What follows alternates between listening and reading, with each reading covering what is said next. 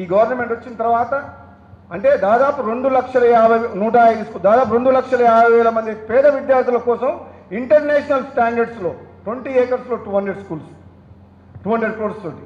So అది చాలా నిజంగా రాష్ట్ర ప్రభుత్వం చేపట్టిన మంచి కార్యక్రమం అక్కడ. నిజంగా ఈరోజు ఈ కార్యక్రమాన్ని ఆలస్యమైన విద్యార్థినులు బాలికలందరూ కూడా మీరు ఓపికతో ఇంతసేపు కూర్చున్నారు. వేదిక నుంచి పెద్దలందరికీ మీ అందరికీ ప్రతి ఒక్కరు కూడా పేరు పేరున హృదయపూర్వక అభినందనలు ధన్యవాదాలు తెలియజేస్తూ ఈ ప్రోగ్రాం సక్సెస్ చేసినందుకు వేణుగోపాల్ రెడ్డి గారికి కమిటీ సభ్యులకు కూడా మీ అందరికీ కూడా చెప్తూ ముఖ్యంగా వేణుగోపాల్ రెడ్డి చెప్పిన లాస్ట్ మాట చెప్తా. రాజగోపాల్ రెడ్డి ఏది మాట్లాడినా సెన్సేషన్ అయిపోతుంది ఈ మధ్యన తెలంగాణలో. రాజగోపాల్ రెడ్డి ఎక్కడికి పోయినా నా వెనకాల ఇంటెలిజెన్స్ ఉంది, ఎటు పోతుండు, ఎవరితో మాట్లాడుతుండు, ఏం చేయబోతుండని చెప్పి ఒక క్యూరియాసిటీతోటి ఎదురు చూస్తూ చాలామంది. కానీ నేను ఏమి చేయను, నేను సామాన్యంగా కామ్గానే ఉంటా, ఎక్కడికి పోను, ఏ నిర్ణయం తీసుకొని కాంగ్రెస్ పార్టీలోనే ఉంటా. అనవసరంగా నా మీద దుష్ప్రచారం రూమర్స్ వస్తున్నాయి మీడియాలల్లో, రాజీనామా చేస్తా అని, పార్టీ మారుతా అని, పార్టీ పెడతా అని చెప్పి రకరకాల ఊహాగాలు నడుస్తున్నాయి తెలంగాణలో. ఈరోజే వచ్చేటప్పుడే ఖండించిన.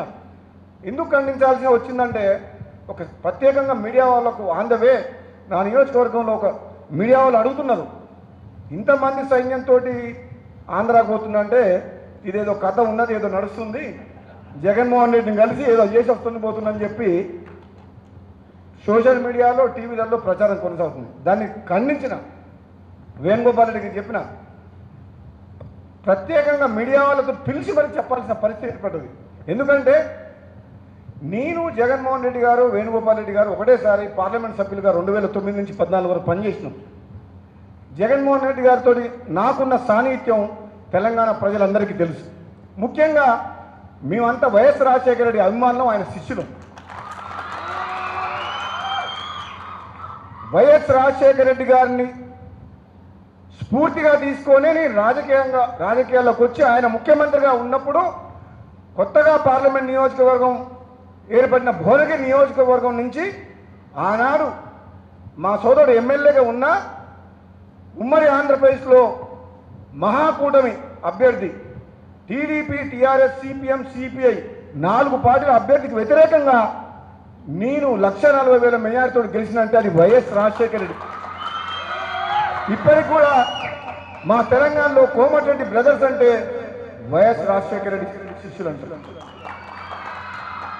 మా గ్రామంలో నేను పుట్టిన బ్రాహ్మణ వెల్లెంల గ్రామంలో నాకట్పల్లి మండలం నల్లగొండ జిల్లా బ్రాహ్మణ వెల్లెంల గ్రామంలో రాజశేఖర రెడ్డి అకాల మరణంతో రాష్ట్ర ప్రజలు అందరం ఏడ్చినాం. ఒక కుటుంబ సభ్యునం కోల్పోయిందని చెప్పి వైఎస్ రాజశేఖర రెడ్డి చనిపోతే నాకు తెలిసి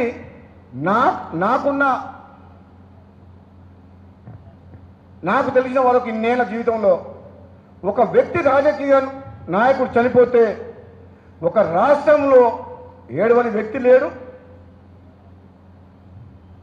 బాధపడని కుటుంబం లేదు. ఒక కుటుంబ సభ్యుని కోల్పోయినట్టు రాజశేఖర రెడ్డి గారి మరణాన్ని అంత కలత చెందిన అందరం. ముఖ్యంగా మా కోమటిరెడ్డి సోదరులకు అత్యంత ప్రీతిపాత్రుడు, మాకు తండ్రి లాంటి వాడు, మాకు స్ఫూర్తినిచ్చి రాజకీయాల్లో మమ్మల్ని ఎంకరేజ్ చేసిన వ్యక్తి వైఎస్ రాజశేఖర రెడ్డి గారు. తెలంగాణ ఉద్యమ సమయంలో కూడా 2010 సెప్టెంబర్ 2 నాడు తీవ్రంగా తెలంగాణ ఉద్యమం నడుస్తుంది. నేను పార్లమెంట్ సభ్యునిగా నేను ఒకవైపు తెలంగాణ కోసం సమైక్యాంధ్ర కోసం వేణుగోపాల్ రెడ్డి ఇద్దరం మిత్రం కొట్లాడుతున్నాం.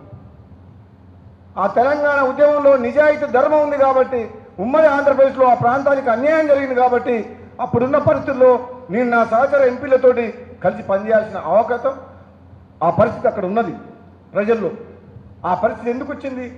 రాజశేఖర రెడ్డి గారు చనిపోయిన తర్వాత ఆ నాయకత్వ లోపం కనబడ్డది కాబట్టి ఆ పరిస్థితి ఏర్పడ్డప్పుడు ఆ రోజు రోషయ్య గారు ముఖ్యమంత్రిగా ఉన్నా ఆ రోజు ఆ ఉద్యమాన్ని కంట్రోల్ చేయకపోవడమే గాక ఆయన తీసుకున్న కొన్ని నిర్ణయాల వల్ల ఉద్యమం ఉవ్వెత్తున లేచి ఇంకా తీవ్ర రూపం దాల్చి మాలాంటి రాజకీయ నాయకులు తెలంగాణ అని జై తెలంగాణ అని తప్పక లేదు.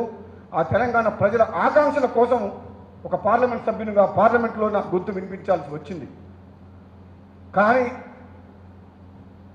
ఆ సమయంలో కూడా ఉద్యమం తీవ్రం ఉన్న సమయంలో నేను ధైర్యం చేసి సెప్టెంబర్ 2 నాడు ప్రథమ వర్ధంతి రోజు మా గ్రామంలో రాజశేఖర రెడ్డి గారు విగ్రహం పెట్టి కొన్ని వేల మందిని పిలిచి విగ్రహావిష్కరణ చేసినాం.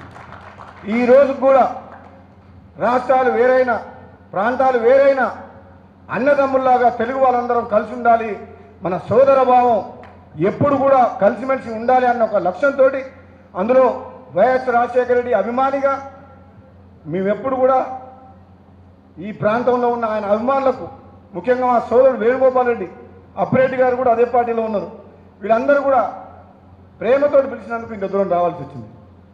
రాజకీయ వేదిక కాదు, రాజకీయ ప్రసంగం చేయట్లేదు, కానీ ఒక గొప్ప నాయకుడి గురించి 4 మంచి మాటలు చెప్తున్నాను.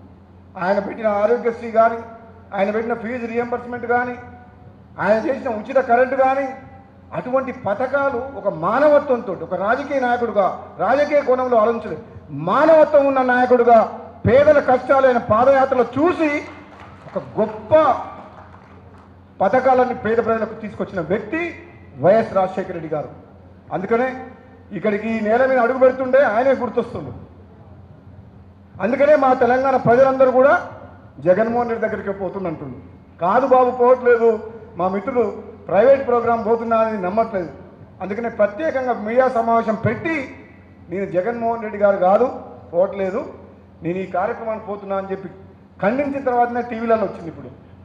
కాబట్టి మీరందరూ ఇంత మంచి కార్యక్రమాన్ని పిలిచినందుకు, ముఖ్యంగా ఇంత ఓపికగా బాలికలందరూ ఇంతసేపు ఈ కార్యక్రమాన్ని సక్సెస్ చేసినందుకు మీ అందరూ కూడా ధన్యవాదాలు తెలియజేసుకుంటూ సెలవు తీసుకుంటున్నా. Thank you.